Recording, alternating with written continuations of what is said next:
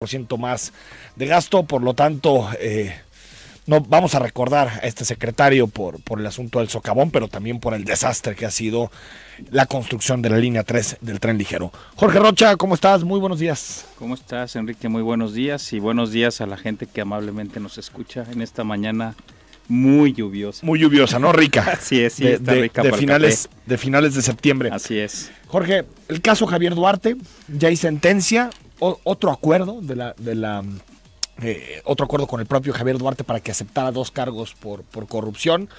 Van a ser 9 años, pero tiene posibilidad en el tercer año de pedir libertad condicional y por lo tanto, pues es un buen negocio ser corrupto en este país porque robas a manos llenas y 3 años después a la calle. Enrique, a ver, lo que esta sentencia, la señal que está mandando es, yo puedo desfalcar un estado y me salen 3 años de cárcel.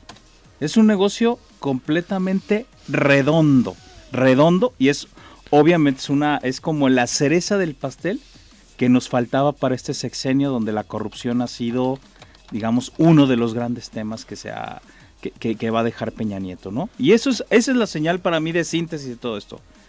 Robar y estafar y dejar en bancarrota un estado de una república te cuesta 3 años de cárcel. Es un negocio redondo, ¿no? Redondo por donde lo veas. Y un negocio redondo porque aparte Javier Duarte, negoció la libertad de su esposa. Claro. Entonces, pues bien, ¿no? En 3 años porque se va a portar bien en la cárcel, claro.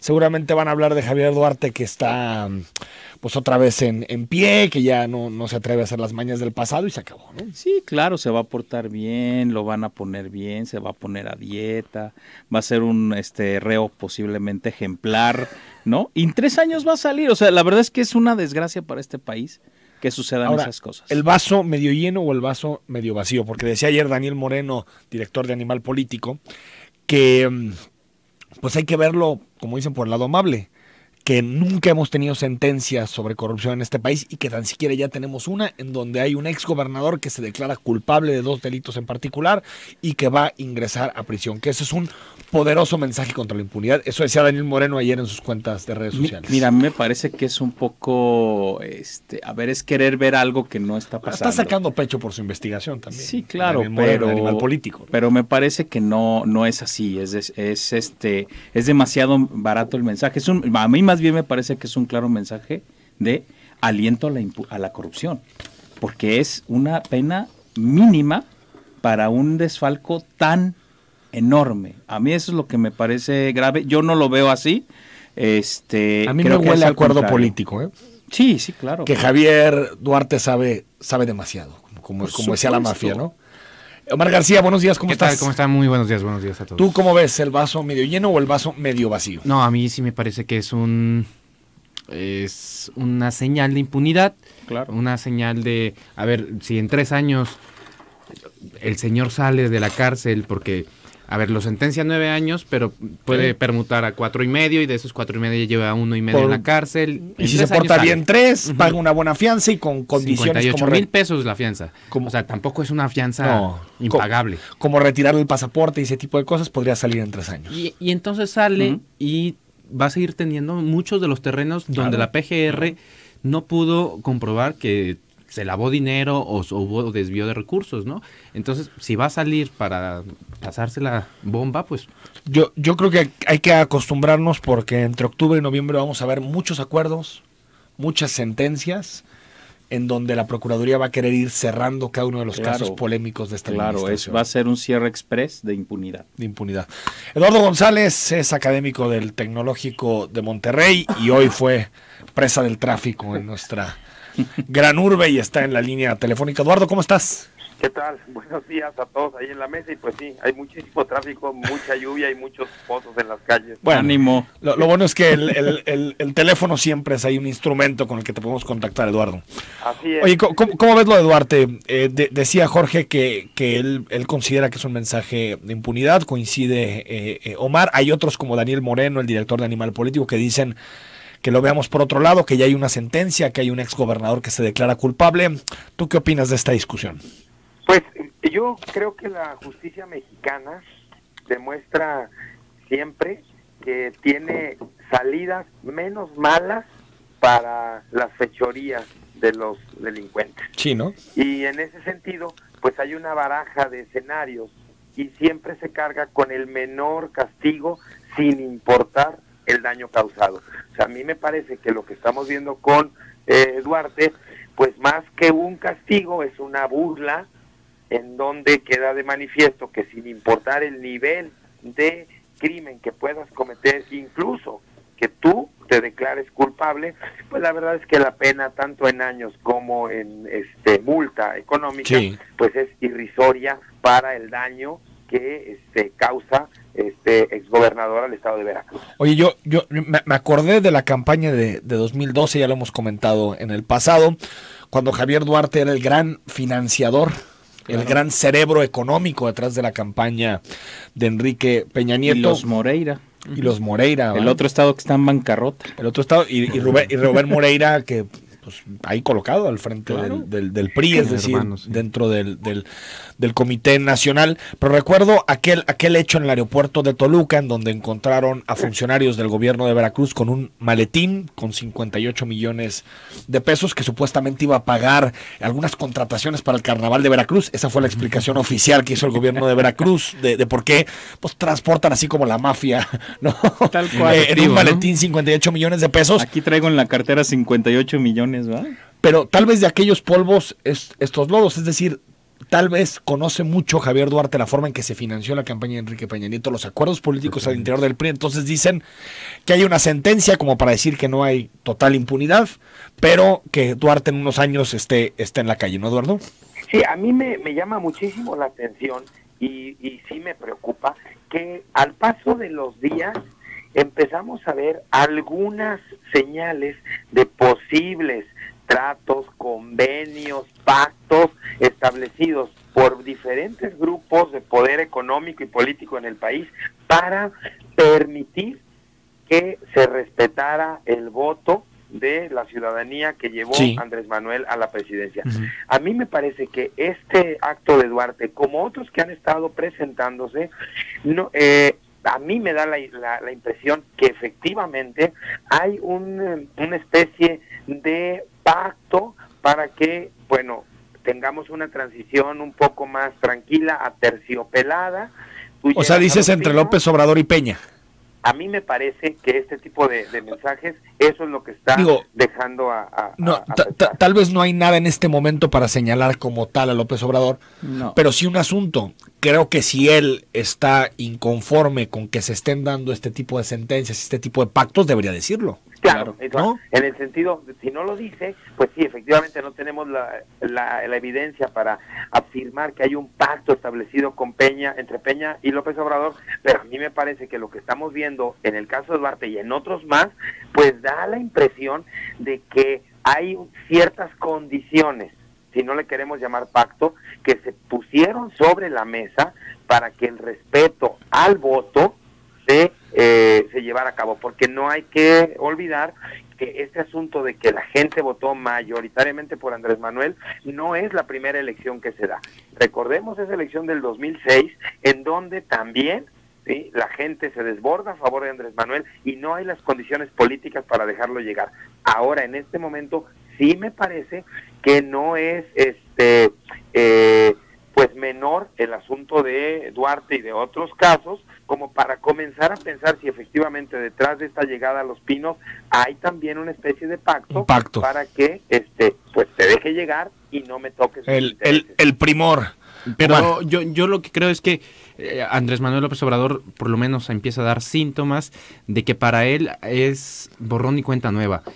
Conmigo comienza la cuarta transformación y todo lo que pasó atrás ya no importa tanto. La cuarta rectificación, ¿no? Porque cada día tenemos un ajuste. Que al pez le quitamos la comisión, que no, que sí, que para acá. Pero en ese sentido, sí es cierto, ¿no? Digo, no hay como tal una prueba que nos pueda decir que ese acuerdo existe, pero sí considero que alguien como Andrés Manuel López Obrador, que habla de todos los temas y después habla de que Rosario Robles es chivo expiatorio y después no dice nada en el caso Duarte, después está Jorge lo de Emilio Lozoya y el caso de Brecht, que parece que también se puede cerrar con un acuerdo entre la PGR y el exdirector de Pemex. Andrés Manuel opina de todo. A ver, lo que pasa es que a mí me queda claro que el gobierno de Peña Nieto necesita cerrar un montón de agendas pendientes que se le pueden convertir en asuntos explosivos para el futuro. Eso a mí me queda muy claro en el caso de Peña Nieto. A lo mejor, digo, en estos pactos hay muchas cosas que se pueden dar. Yo, la verdad es que como afirmarlo tajantemente me parece un poco o muy arriesgado. Lo que a lo mejor en el pacto hay es tiempo, porque incluso he escuchado cuestiones de decir, a ver, lo que da Andrés Manuel es, intenten cerrar lo más que puedan para que tengan tiempo, porque luego viene Pero eso es muy grave, ¿no? No, ya lo sé, es gravísimo. Muy grave, ¿no? Pero son, digamos, modalidades de esos pactos de impunidad. Ahora, también lo habíamos dicho, en estos apoyos que sí hubo de priistas transfiriéndose a Morena, sí, que eso es un fenómeno que no se puede negar, algunos señalábamos que obviamente la manera de pagar esos apoyos, una sí serían cargos, pero creo que sería lo menos, y la otra es impunidad. Sí. Esa es la otra moneda de cambio. Ahora, Eduardo, 53% de la gente votó por López Obrador. ¿Consideras que este votante le puede perdonar a López Obrador que haga una especie de borrón y cuenta nueva con lo que sucedió durante el sexenio de Peña Nieto? Pues me parece que una parte importante, no sé qué porcentaje, no se lo perdonará. Pero también me parece que otra parte de los votantes están ya instalados en en esta dinámica de, bueno, ya llegamos y vamos adelante, olvidemos las ofensas, pero a mí me parece que, como mencionaba hace rato Omar, de decir, bueno, vamos por la cuarta transformación, pensando en como Andrés Manuel, borrón y cuenta nueva, a mí sí me quedan las dudas de si se puede generar una cuarta transformación teniendo los cimientos que estamos viendo, tapando, ¿no?, en sí, este momento. Porque, por ejemplo, si vemos el asunto de Rosario Robles, no solamente con la declaración de que es un chivo expiatorio, sino que la justicia se va solo contra su vocero, pues entre el vocero de Rosario Robles y los 9 años del Javidú, pues a mí me quedan muchísimas dudas. Ahora, yo creo que este pacto, si es que efectivamente existe, lo vamos a realmente a saber o a comprobar cuando Andrés Manuel esté gobernando, ¿eh? Es decir, cuando ya se topen con toda la administración es cuando yo creo que vamos a saber lo que bien. No se pudo cerrar. Claro. La gran bronca de Andrés Manuel es que ya empieza a haber también señales de agrietamiento en el gabinete. O sea, ya su propio gabinete ya no sabe para dónde. Protesta. Exacto. Y hay síntomas de que Lo que pasa es que es un gabinete que no gobierna, ese es el problema. O sea, están en un impasse muy extraño, ¿no? Extraño, donde ya gobiernan, pero no gobiernan. O sea, ya dicen y dictan y se reúnen y acuerdan, pero todavía no pueden implementar. O sea, es un momento extremadamente extraño que la verdad no habíamos tenido en otros momentos del país. No tan marcado. No tan marcado.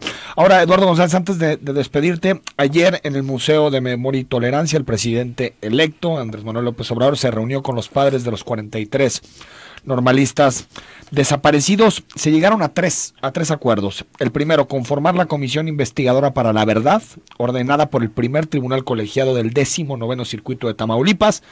Una segunda que me parece menos importante, López Obrador emitirá el primer día de su gobierno un decreto presidencial que ordene a todas las instancias gubernamentales a colaborar, pues bueno, ya para que tenga que ser un decreto en ese sentido. Y 3, en los primeros días del nuevo gobierno también se solicitará formalmente a la ONU y a la Comisión Interamericana de Derechos Humanos que se reactive la asistencia técnica. Yo destaco la 1, que es el compromiso con una Comisión de la Verdad, y la 3, que participe la Comisión Interamericana de Derechos Humanos y las Naciones Unidas, ¿no, Eduardo? Sí, mira, Enrique, a mí me parece, en el caso de Ayotzinapa, que el entramado que se ha levantado para no tocar a los verdaderos poderes que están detrás del crimen, eso es lo que realmente tiene atorado el asunto. O sea, para mí es muy difícil creer que en el sistema político mexicano una disposición, cualquiera que ésta sea, del presidente de la República, no se pueda cumplir. Por más absurda que pueda ser, ¿eh? En ese sentido... bueno, Belvester. Sí, por ejemplo. Y digo, y en ese sentido no se aclara lo de Ayotzinapa, a mí me parece, porque no se quiso aclarar. Y aquí no es un asunto de hablar o de pedir que se encuentren vivos o muertos a los estudiantes. El asunto es que nos expliquen en principio claramente qué sucedió la noche de hace 4 años. Y yo creo que esa disposición salida de Los Pinos en un sistema como el mexicano se hubiese podido cumplir. De acuerdo. Doctor González, gracias. Hasta luego, un abrazo a la mesa. Te mandamos un abrazo, doctor Eduardo González, profesor del Tecnológico de Monterrey, que quedó atorado en el tráfico post lluvia en el poniente de nuestra ciudad. 9:21 a.m, vamos al corte, regresamos para hablar de Ayotzinapa, línea 3 del tren ligero, con las declaraciones de Gerardo Ruiz Esparza, y también el próximo domingo toman protestas y en carrusel todos los presidentes municipales.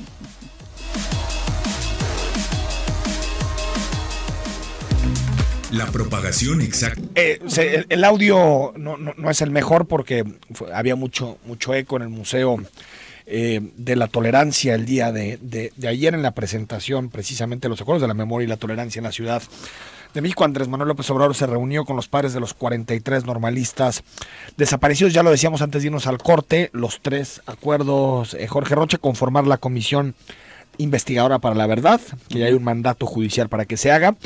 El segundo, que es un decreto en donde se mandate a todas las instancias gubernamentales a colaborar en las investigaciones. Que ese es recado para el ejército, ¿eh? Sí, ese es el recado para el ejército. Es el recado directo al ejército. Fuerza Armada. Aunque dice instancias del gobierno federal, no sé si el ejército se sienta muy aludido, porque ya sabes que no son muy de obedecer a esos términos. Ajá. Y 3, ONU y Comisión Interamericana, que van a estar involucrados. Son los acuerdos entre Andrés Manuel López Obrador y los padres de los normalistas. A ver, a mí me parece que en general es una buena señal el hecho que se haya dado esto. De hecho, el asunto de la Comisión de la Verdad, que me parece que es la parte central de la propuesta, es una demanda que ha estado siendo o se ha estado armando entre los padres de familia y algunas organizaciones que los han acompañado, entre ellas el Centro Pro de Derechos Humanos. Entonces ellos dicen, a ver, incluso exploremos, están en ese momento de explorar modelos de comisiones de la verdad, porque ha habido algunas en Colombia, otras en Guatemala, es decir,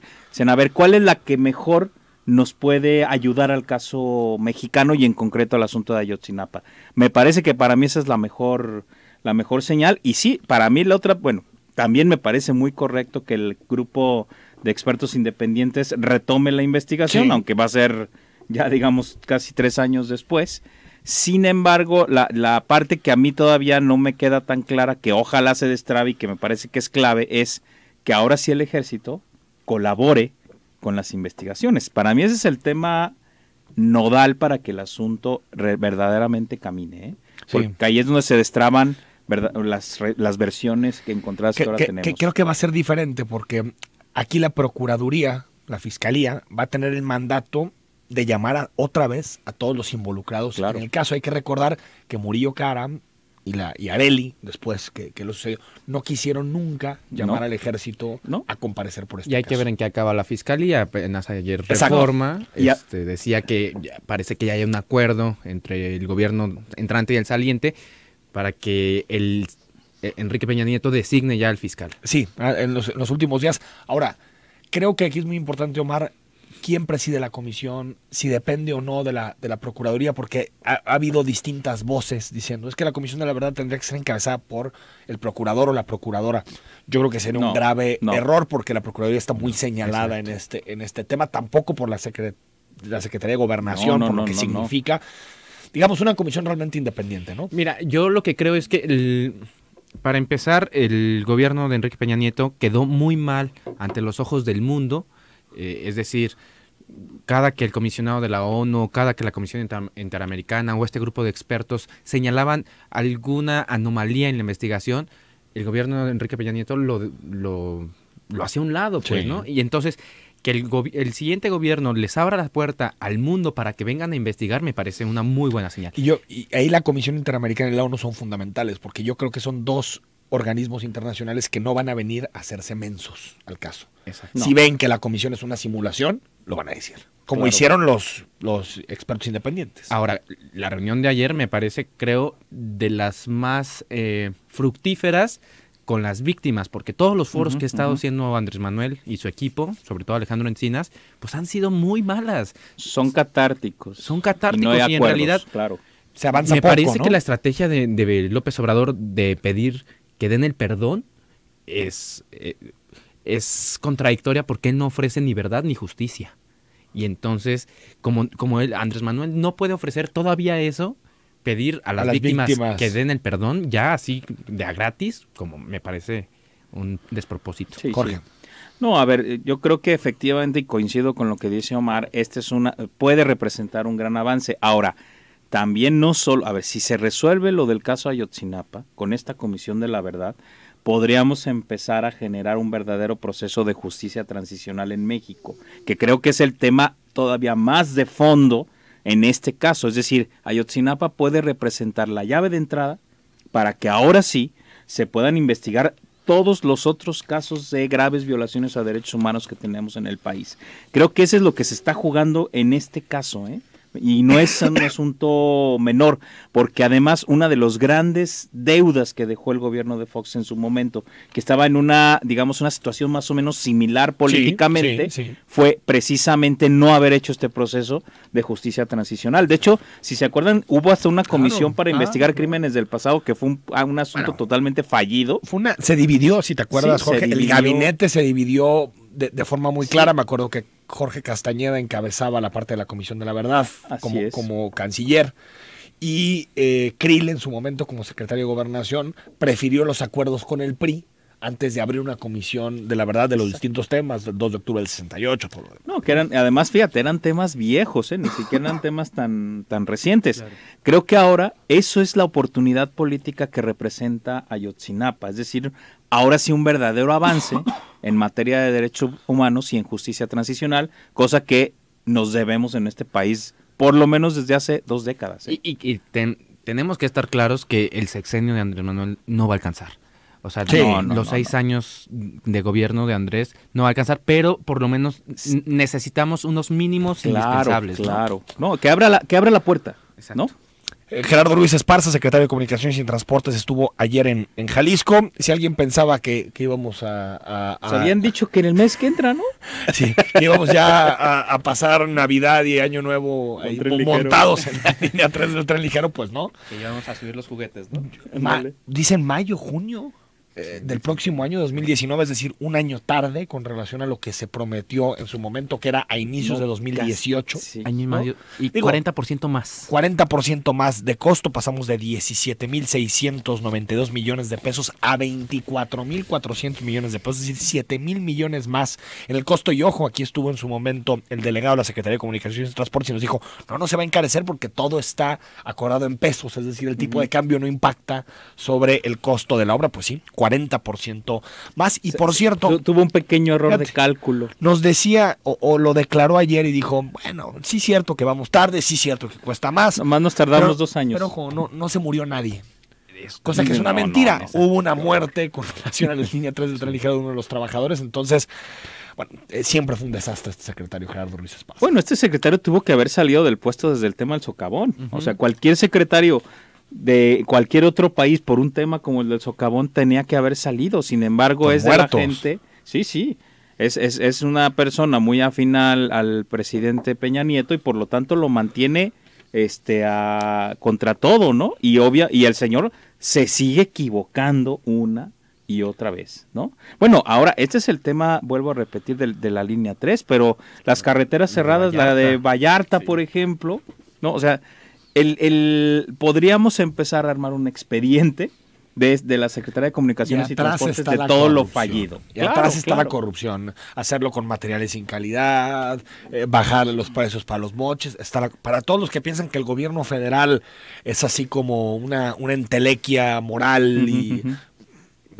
ha sido un desastre. Y a ver también, Omar, cómo quedan todas las zonas aledañas. Mucha gente me escribió desde temprano diciéndome, y las calles que se utilizaron como vías alternas, porque Ávila Camacho lleva mucho tiempo cerrado, igual al alcalde. Están destruidas, destrozadas.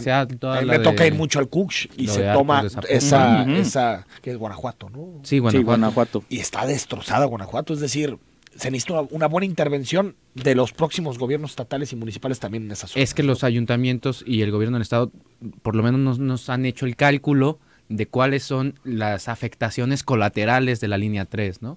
Y dijeron que iban a plantar árboles. No, o sea, tú vas a Tlaquepaque, toda esta colonia de Jardines, ¿no?, de la Paz también está destruida. ¿No iba a haber una ciclovía acompañando la línea 3 del ligero? Sí, se supone. En Ávila Camacho. No, iba a ser la panacea, iban a ser los detonadores de desarrollo local casi comunitario, Yo cada creo que- estación. a ver, yo creo que No, al lo final pueden ser, puede serlo, lo pero- pueden ser, pero hoy por hoy no. El problema es que es una cicatriz tremenda. Cuando pasas por la Claro. línea 3 es tremenda, va a dividir a la Y no ciudad, solo va a es una generar... cicatriz, va a ser un muro Va a ser un invisible, muro, o sea, ¿no? te pasa un poquito como sucede con Lázaro Cárdenas en una buena parte de la ciudad que divide mucho No, la propia- línea 1. la línea uno la hace línea eso. 1 en Colón, Claro. ¿no? O sea, La línea Y 1 eso que es arras. No, línea Es 1, elevado. así de que va sobre Colón solamente tiene 2 cruces al otro lado, ¿eh? Sí. O sea, digo, obviamente hay Son calles que barrios atraviesan. en Fresno, por ejemplo, y, Sí, sí, y el Pero refugio además, son barrios a mí me totalmente sigue distintos. costando trabajo el costo de operación que va a tener una línea cuyas más bien todas estaciones tienen escaleras eléctricas y elevadores, y no va a haber forma en que no las vayas a usar. ¿Cuánto nos va a costar eso en el día a día? Veo, por ejemplo, este paso a desnivel que está en Ávila Camacho y Circunvalación. O sea, el tren va como si fuera 5 pisos por encima del nivel de suelo. ¿Cuánto nos va a estar costando cada subida, cada bajada? La operación va a ser tremenda, seguramente va a estar en números rojos muy buen tiempo. Vamos al corte a 9 de la mañana con 34 minutos. Al regreso hablamos sobre una polémica que estuvo presente, particularmente en redes sociales. Tiene que ver sobre un foro denominado Derecho a Decidir en el ITESO, donde se iba a tratar la temática del aborto. Primero se canceló el foro, luego en un diálogo entre estudiantes y el rector del ITESO se dio anuencia para que tuviera lugar en las instalaciones de la Universidad Jesuita. Vamos a hablar con una de las estudiantes que promovió el evento y aquí aprovechamos que tenemos al doctor Jorge Rocha para que nos diga su opinión sobre qué sucedió en el ITESO.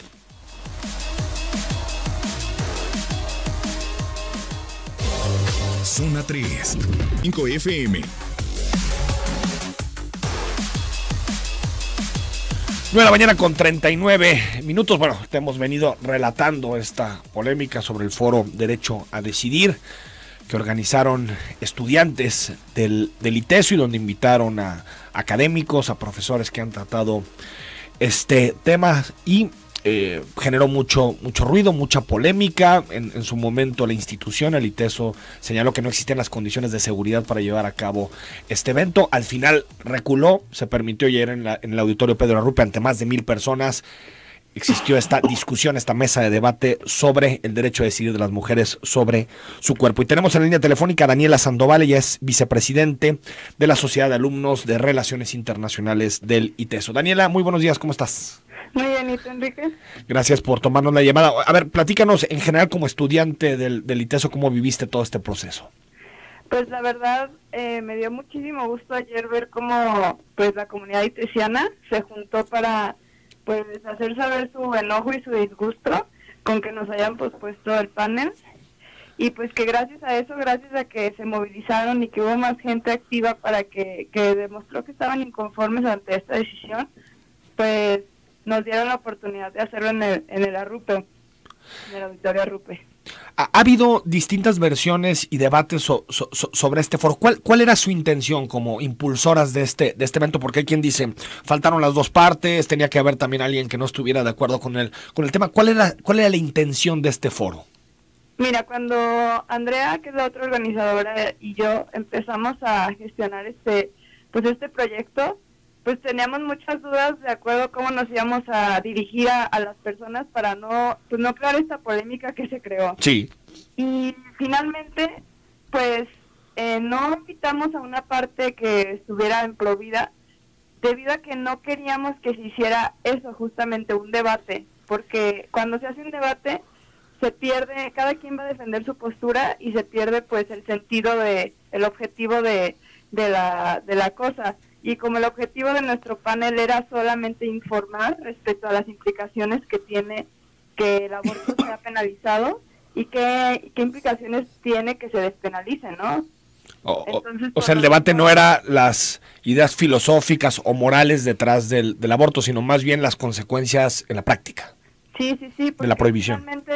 Finalmente, si tú hablas con alguien que esté a favor del aborto o alguien que esté en contra del aborto, estas personas pues van a sostener sus ideologías. Sí. ¿No? Entonces nosotros lo que queríamos era informar respecto a este tema, ya que está muy tabuizado y también pues no hay mucha información al respecto. Entonces de ahí, de acuerdo a la información que ellos obtuvieran, crearan un criterio a conciencia de cuál es su opinión realmente Sí. sobre el aborto, no dejarse llevar por instituciones o por otros grupos de personas que nada más te quieren convencer diciéndote si está bien o está mal. La cosa aquí no es si está bien o está mal, es que está pasando y que se tiene que hablar de esto para ver qué se puede hacer al respecto. Aquí está conmigo Daniela también, que es académico del ITESO, Jorge Rocha. Jorge, sobre este tema. ¿Cómo estás, Daniela? Oye, a propósito de este tema, ¿tú crees que, al menos desde la perspectiva de los alumnos, se tienen que generar todavía más espacios al respecto de este asunto? ¿A dónde crees que tengamos que llegar en Jalisco en este tema? Mira, pues yo al ver cómo se manifestaron las personas externas al ITESO respecto a este debate, respecto a este panel, que empezaron a haber tantos comentarios negativos y agresivos, pues me doy cuenta que en Jalisco sobre todo se necesita mucho hablar de temas que a la gente le incomodan, porque nos hace falta mucha educación, nos hace falta a nosotros crear nuestro criterio. Sí. Y pues no solo hablar del aborto, sino hablar de estos temas que incomodan a la gente y que creen que no pasan, que solo porque nosotros vivimos pues en una burbuja o tenemos un círculo social que no le sucede eso, no significa que no se deba de hablar y que Sí. nosotros no tengamos que discutirlo. Daniela, te agradezco estos minutos y felicidades por haber luchado por esta oportunidad y porque tuvieran acceso a tener el panel. Muchísimas gracias a ti, Enrique. Daniela Sandoval, que es estudiante de literatura. Yo creo que aquí hay dos debates que de pronto suelen traslaparse. Sí. Uno, que es si uno está a favor o en contra del aborto, que ese es un debate que hemos tenido toda la historia y donde siempre ha habido mesas, y eso es uno.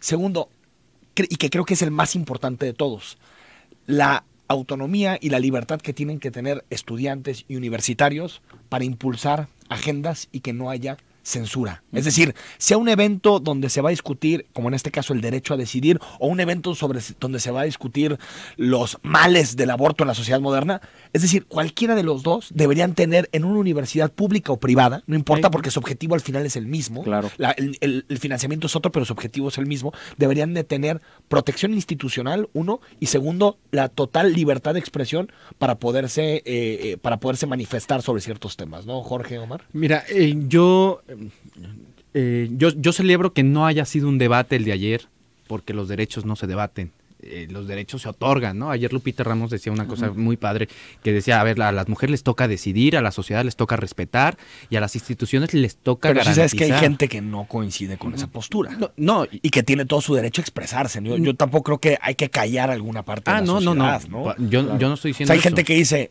por sus posiciones religiosas, la vida empieza en el momento en que hay La concepción, concepción, ¿no? No, yo puedo no estar de acuerdo con esa postura, pero considero que es igual de legítima que las otras. Pero lo que decía ahorita esta Daniela me parece muy, muy real. Cuando tú enfrentas en un debate las ideologías, no te vas a poder... Pero siempre es así, ¿eh? O sea, los debates son aunque así. sabes Jorge. que yo creo que tenemos que llegar a esos momentos. Sí, O sea, en todos los países ha pasado aunque eso. sean ríspidos, pero tenemos que llegar al momento en que las posturas contrarias puedan hablar, porque además, fíjate, en este tema particularmente, al menos la última encuesta que yo conozco, que se hizo hace unos meses sobre este tema particular en Jalisco, del aborto, el 50% de los jaliscienses está a favor y el 50% en contra. O sea, Súper dividido. sí es un tema que claramente divide a la Sí, sociedad de polariza. Jalisco y polariza. Yo creo que precisamente, y creo que es quizá una de las grandes ganancias del foro de ayer, es decir, a ver, vámonos sentando a platicar sobre esto, aunque incluso pueda haber gritos y sombreros en algún momento. Sí, Yo pero- creo que es a lo que tenemos que No, llegar. a ver, ¿eh? entiendo cuál es el objetivo que dice Daniela. Lo que queríamos sí. era evidenciar las Sí, consecuencias informar. negativas del prohibicionismo. Y eso está bien. Y eso está bien. Pero sí considero que el hecho de que haya posiciones absolutas en este tema no nos debe empujar a eliminarlas, a no tener debates. Pero yo me voy un poco antes. Antes de que haya un debate, tenemos que tener la conciencia de que el de enfrente también puede tener Totalmente. la razón. No, ¿eh? totalmente. No, coincido claro. plenamente contigo. Yo No, creo y que, los de enfrente también tienen A ver, información, ¿eh? por ejemplo, el hecho de que en Estados Unidos esté permitido el aborto hasta la semana 25, que en casi todos los países europeos ya esté permitido, algunos en la semana 12, otros en la semana 15, La Ciudad de México, 14, en la 14. Ciudad de México hasta la 12, 14. hasta la 14, que es cuando se empieza a formar el cerebro. Es decir, creo que eso no implica que muchas personas hayan cambiado su idea sobre la vida.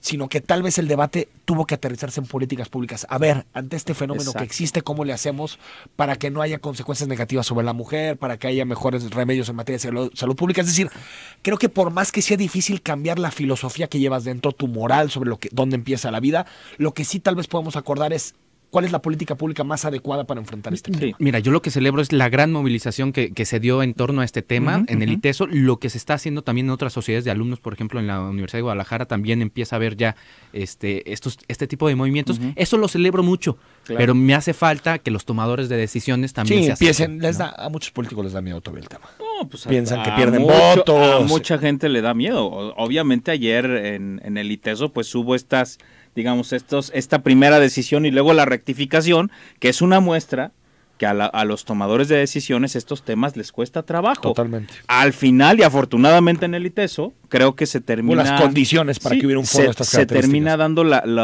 una decisión adecuada y que además luego la respuesta fue impresionante de parte de la gente. Ojo, la censura...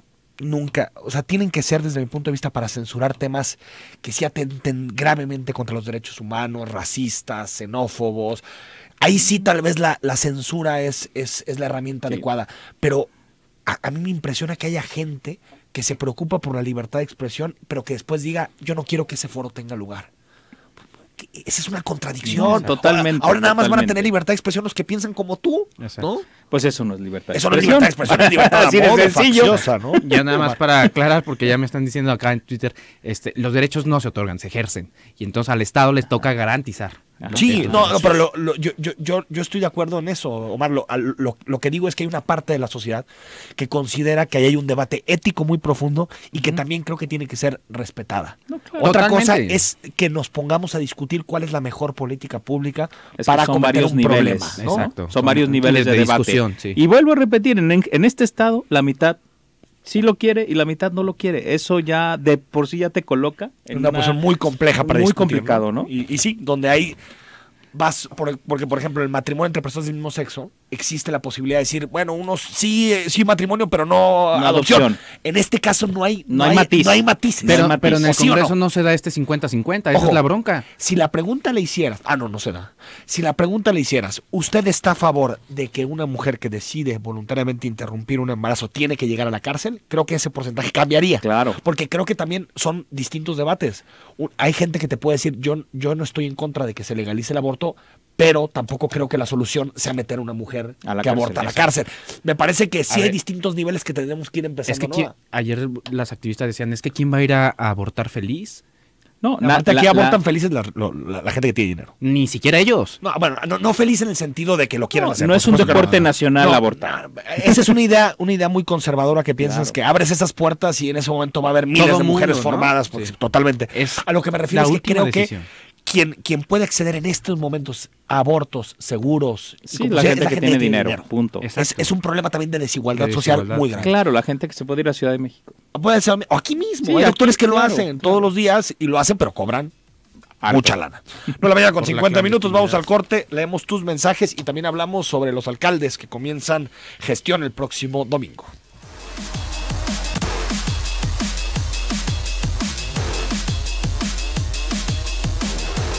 La mañana con 53 minutos, mensajes, dice Jesús Leobardo Sánchez, buenos días, saludos, no entiendo por qué dar tantas vueltas a todo lo que pasa y pasó. Todos sabemos quiénes son los culpables, pero como siempre veremos lo mismo, impunidad y corrupción. Parece ya una serie de Netflix, pues hay que darle vueltas a las cosas para encontrar los mejores ángulos, dimensiones, pues así es el debate público, estimado Jesús. Y sobre el aborto, la ley de Dios dice no matarás, así de simple, hay vida desde la concepción, así que no le hagamos al tonto, pues es un debate que está abierto. Ahí está el debate. O sea, creo que la posición católica, muy respetable desde mi punto de vista, es que la vida empieza en la concepción. Hay otros que creemos, yo siempre he pensado más que la vida empieza cuando tienes conciencia, es decir, si tú no tienes conciencia de ti mismo no existes, yo soy descartiano en ese sentido. Pero bueno, este es un debate en donde cada uno tiene su posición moral y filosófica. Es un debate antropológico, filosófico, antropológico. Yo creo que bien valdría la pena que nos tranquilicemos todos en este tema y discutamos entendiendo que el otro puede tener razón. Como decías. Y poner información sobre la mesa. Y las repercusiones en la salud pública. Sí. Hay que poner la información sobre la mesa de todas las partes. Creo que eso ayuda. Sí. Buenos días. ¿Por qué dicen que hay un diálogo cuando no invitan a personas que piensan diferente a ustedes, porque ahí todos están de acuerdo en el aborto. Bueno, eso es lo que decíamos sobre el asunto del foro. Exacto. No es debate, es diálogo. Y lo que nos decía Daniela es que su objetivo era otro, y también se vale que su objetivo sea otro, ¿no? Claro. O sea, se vale que los estudiantes promuevan una conferencia que creen que va a responder a las preguntas que se quieren hacer. Exacto. Ya después, si quieren hacer otro debate, sí sería raro un debate en donde no estuvieran las dos posturas, coincido. Susana Bayo, lo que es terrible es que un periodista claramente se exprese como lo hizo ayer en la tercera emisión de noticias con relación al aborto.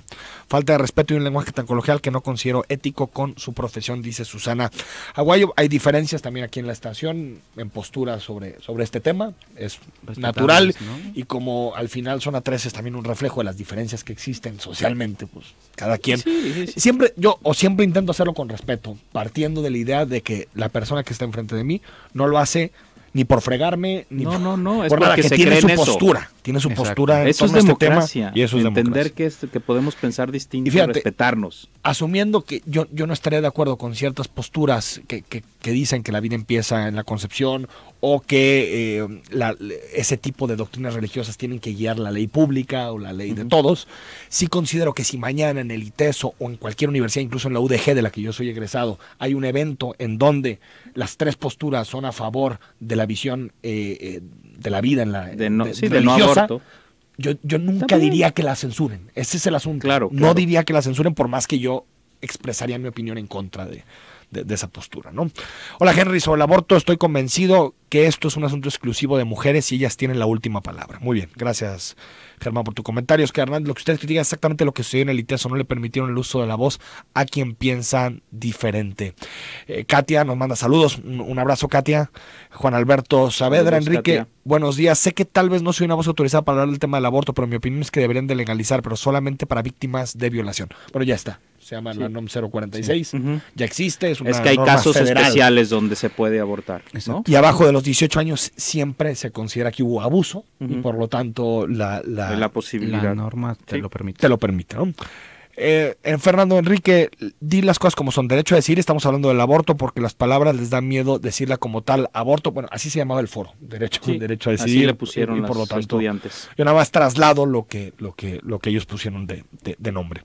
Claudio Villa, Enrique, buen día, es una burla, dan pena. No es de sorpresa todo lo de Duarte, la corrupción en la línea 3, los 43, y lo que comentan son signos del Estado fallido, hecho total incapacidad de Peña Nieto. Digo que incapaces no son tantos, son corruptos, ¿no? Sí, bueno, también algunas cosas sí son incapaces. Sí son incapaces, pero no creo que sea la respuesta. No es la tónica, Son sí. eficientes para la corrupción, más bien. Yo creo que Ándale, eso está este bien. gobierno nos demostró que puede existir una camarilla de saqueadores, ¿no? No, bueno. No hay nadie que no tenga un caso de corrupción. Los ejemplos de la estafa maestra te hablan de esta sofisticación Tremendo. de redes para Tremendo, hacer corrupción. Utilizando universidades, Exacto, asociaciones exacto. civiles, tremendo. Eduardo Vallejo, buenos días. Sobre la línea 3, al arrancar la obra, la estimación oficial era que la línea estaría lista en 3 años, entonces no llevamos solo meses de retraso, sino como año. Pero yo me acuerdo que la primera declaración seria que se hizo, y la estuve buscando ayer, fue a finales de 2013, cuando Aristóteles tenía 8 o 9 meses en el cargo, y ya se hablaba de 2017. El estudio que todavía está ahí en el apartado de la Secretaría de Hacienda dice que a mediados del 2017 iba a estar lista. Sí, es que se decía que la iba a inaugurar antes de las elecciones, ¿eh? Oye, nos dice 0516. Hola, Enrique, ¿saben si también la extensión de la línea 1 va a quedar? Pues sí, es cierto. Estamos pensando en la línea 3 y hicieron 1 kilómetro más de la línea 1 y no han acabado. No, bueno, los arreglos a línea 1 de las estaciones fueron extremadamente lentos, ¿eh? No, y sigue. Nos dice Gustavo Enríquez que si no fuera por AMLO no tendríamos nada que decir sobre el tema Javidú, porque no se van en contra del Poder Judicial. Bueno, nos fuimos en contra de Peña, del Poder Judicial, de la Fiscalía o la Procuraduría General de la República, que no hizo. Lo que creemos, o a mí se me hace extraño, es que Andrés Manuel no haya declarado nada sobre estos casos. Nada de Se nada. tuvo que haber extrañado, por lo menos. Así, ¿y por qué tan poquito, ah? Pues sí, no se me hace que O sea incluso el propio gobernador electo de Veracruz, ¿eh? De Morena. el propio gobernador electo, Cuitláhuac Cuitláhuac. tendría Sí. que haber dicho algo, ¿eh? Pero bueno, aquí es normal, un día te dicen pejista y el otro antipejista. Carlos, buen día, Enrique. Respecto al tema de la sentencia de Javier Duarte, culpan a la administración de Peña como si fuera el que dicta la sentencia. Solo falta que también culpan a la administración del PRI por las lluvias que tenemos en el país. ¿De verdad te parece que el acuerdo de la Procuraduría con Duarte y las investigaciones no tienen nada que ver con el gobierno de Peña? ¿También? Digo. No. 9 de la mañana con 59 minutos, se nos acabó el tiempo. Gracias, Jorge. Que estén muy bien. Gracias por haber estado con Gracias. nosotros. Mañana escúchanos, está con nosotros Enrique Ibarra, presidente municipal de Guadalajara. Es su último día hábil al frente del ayuntamiento. Bueno, mañana es día del funcionario público, no va a ser hábil. Bueno, él va a trabajar, o eso nos dijo. El último día hábil, que hoy es el último. El último día hábil, quiero ir a cara para platicar Para sobre mi experiencia al frente de Guadalajara. Entonces, si vives en Guadalajara y quieres hacer alguna pregunta al alcalde interino, escríbenos mañana. Soy Enrique Tucen y hasta mañana a las 9.